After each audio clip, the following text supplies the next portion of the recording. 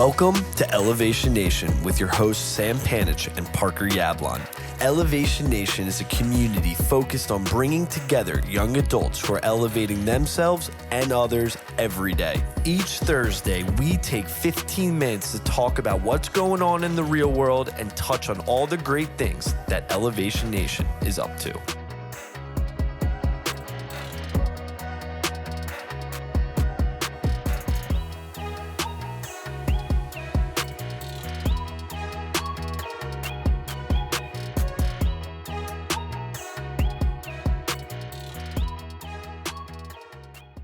What's happening, Elevation Nation? We're back for another Fortitude 15. We got episode, Sam, we're at like 478, I believe, which is pretty wild.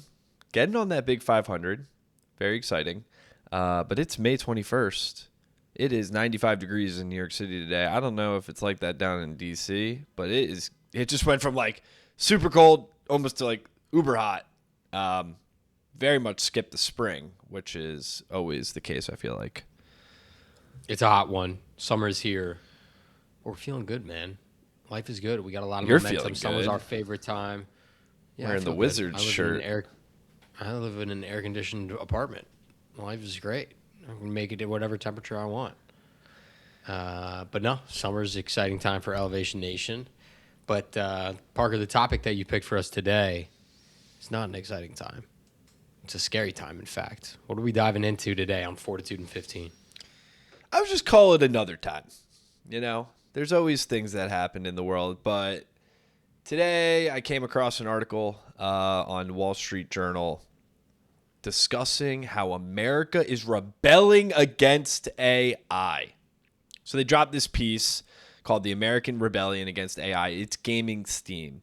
There are communities across the country that are blocking the investment in data centers. They're pulling the contracts from building these big data centers that take up a ton of energy, cost a lot of money.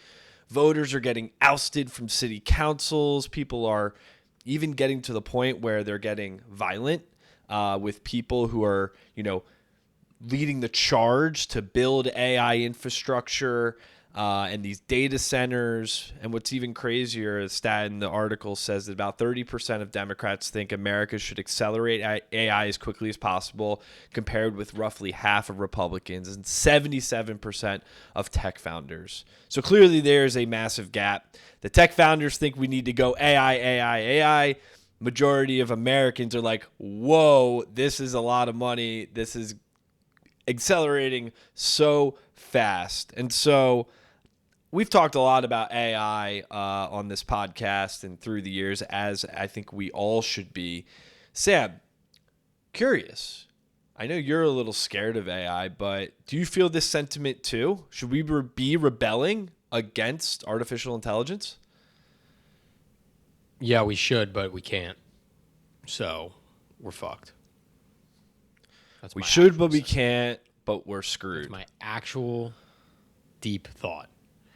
Yeah, I mean, I think we're past the point of no return. I think it's only going to get worse. I think it's going to be extremely scary. But like what? What means we're screwed? From an energy standpoint, certainly there's that whole angle that it's going to rise temperatures, take all our clean water, electricity, energy, etc. So energy standpoint, it's bad.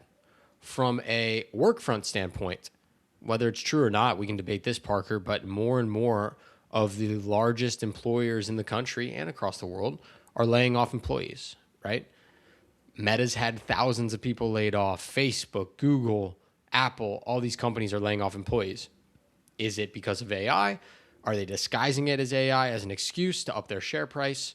Does it really matter? Because people are still losing their employment. So employment's not benefiting from it. Productivity, sure, could be benefiting from it. That's fine. But is productivity the number one answer on everything? Or is a sustainable life with jobs and employment the number one answer that people want? And then you have the whole Black Mirror stuff that I think everyone's kind of ignored, which is sentience. Parker, we're reading a book right now together in our book club about consciousness. consciousness is something that has been debated for many years. The ability to react and change your environment, right, to better suit you, to adapt to stimuli around you. AI is going to eventually be able to do that if it's not already doing that, right? So I think that we are kind of screwing ourselves on multiple fronts. That being said, I'm not really into civil disobedience. It's not really my thing. But if other people want to protest, go for it. I think, unfortunately, it doesn't really do much. So we're kind of screwed. And we got to hope that somehow, some way, this thing gets reined back in. Otherwise, I think it's going to be a slippery slope. Sam you've always been since the beginning. I know you use AI, but you're saying from the holistic, like global civilization standpoint, it's going to cause a lot more challenges than not. I think for me, one thing that's top of mind, I was at a conference for an AI tech company a couple weeks ago out in Napa Valley. And during the conference, I was listening, and these people were talking about all the opportunities that AI is going to bring their clients and their customers and, all of us sitting there. But something was reinforced that I've consistently heard when people talk about AI is we know how powerful it is now, but we don't know what's going to happen next. We don't know where we're going. We don't know what the ramifications. We don't know what's going to happen. And that is the thing that's fearful to me, and I think fearful to you, as well as many of these people who are protesting and not in favor of the mass expansion of artificial intelligence. And so I see benefits in my day-to-day. I know you do too. Someone said in this conference, AI is not going to take your job, but someone who's going to take your job, they're going to know how to use AI. And so I think the first piece is like, okay, this stuff's happening. Now it's like, what can we do about it, Sam, as individuals, as elevators? How are you approaching the idea that Sam Panich still needs to create value for yourself and eventually your family so you can sustain a life? So how are you thinking about today and going forward with AI, changing the world every single second? I'm just going with the flow, man. I'm not over here able to make change. I'm a small cog in a machine. And if I don't use it right now, I'll lose my job and I'll be left behind. I'll be less productive in Elevation Nation. So, yeah, I'm a hypocrite. I'm using it right now to benefit me. That being said, I hope that there are some checks and balances being implemented in place to help make sure that it doesn't get too out of hand. Well, I agree with you. I think many are starting to use it, find new ways to benefit from an individual standpoint. But one thing I got to give you kudos for is you took a step back and you've taken some time to think about your personal branding and your approach to personal branding. And I think that approach is actually something that is even more critical now, to create a personal brand for yourself so you can differentiate Sam Panich from everyone else. And so let's talk through a little bit about that, because I think that is a really important thing that people need to maybe emphasize a little bit more in their life in building their own personal brand. Yeah, I mean, a little bit of a pivot from AI, but I certainly used AI to help me with my personal brand and help think through what intersection of hobbies and topics I wanted to talk about. And I think for a long time, Elevation Nation was my personal brand. It's kind of one and the same. But I think I've realized that I want it to be a little bit more. And I want that at the intersection of some things that are really important to me. For me, that's ambition crossed with introspection, and it's corporate crossed with entrepreneurship. To me, those are what I embody every single day, working a difficult 9-to-5 job in Big Four consulting, followed by building my own thing, and ambition of wanting to get a lot out of life and live the most and hopefully be financially free, but coupling that with spirituality and introspection and trying to be the best Sam that I can be. And so that's where I've spent some time trying to reposition my personal brand. And I think it's so important. And yes, you're using AI to help you build that. That's great. But what I'm saying to Elevation Nation, the audience, is that we all know that now intelligence, we all have access to it. We can all get the information that we need. Doesn't really matter who you are. And so when we talk about people losing jobs, right, Sam? AI replacing, because AI can do your technical skills that you brought to the table, you went to college and whatever for, but the AI cannot replace Sam Panich as a human and what you bring to the table and what you care about and are inspired to talk about and what you're known for. And that's why I think it's so important that you're doubling down in this world of, hey, I'm not just the cog in the machine. I'm a cog in the machine, but I'm known for this. And that at least gives you some unique differentiator from the AI. Imagine all the people who I feel like aren't willing or able to share ideas.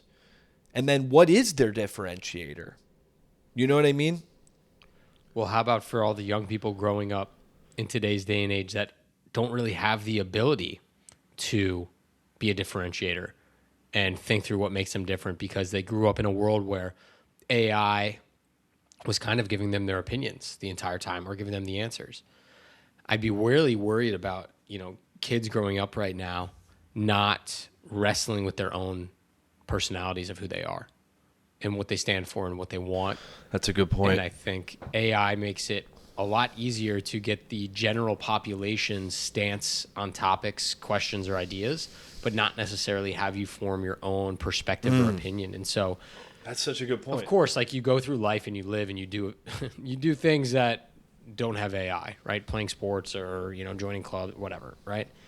But also a lot of what defines you, I think, is what happens when you're working and writing and reading and researching and understanding and comprehending the things that have happened in the past and perspectives that others have. And I think AI will give you one perspective. It like gives you the most echo chamber. Yeah, it gives you the most popular perspective or it gives you the perspective that it thinks you want to hear. Yeah. And so to your point, Parker, I think our young people are going to be put in echo chambers consistently and constantly, and they're going to be unable to develop their own point of view. And if we think about it at a deeper level, Parker, it's making a lot of yes men and women out there in the world that don't have their own perspectives, point of views or opinions to drive complex critical thinking. And it's AI would have been great in back when they were building cars with Henry Ford, because people then don't have their own opinions. They just can do exactly what they're supposed to do. And yeah, it's a weird thing. Well, I will say that you and I are not going to be out there with a sign protesting probably anytime soon. But I will say we are rebelling and protesting against AI by talking about the importance of authentic intelligence on the podcast, in our speaking events. We are very much in the world of, yes, you can get any idea, any thought by using AI. It's going to change the world, maybe for the worse, maybe for the better. We don't know. But we are at a point of time where introspection, reflection, mental fortitude, authenticity, vulnerability have become that much more important for you to make a difference in the world. Because if you don't lean into those areas, we believe, then what makes you really different? And so, Sam, not much. That's how we're protesting these days. Use, that's what makes you different. I'm a Gemini versus a GPT guy. I don't know. That's a good point. That's all. Maybe we need maybe the Rich Keller framework of like, what's our enemy? The enemy was the comfort zone. Maybe the enemy has become AI. I feel that. I'm definitely scared of it. But until then, hopefully we can use it to our advantage. Good conversation, Parker. I'm a little freaked out. I also did watch Black Mirror over the weekend about AI. that kind of messed me up. Which one is That that? might have me feeling. I watched Playthings, I think it's called.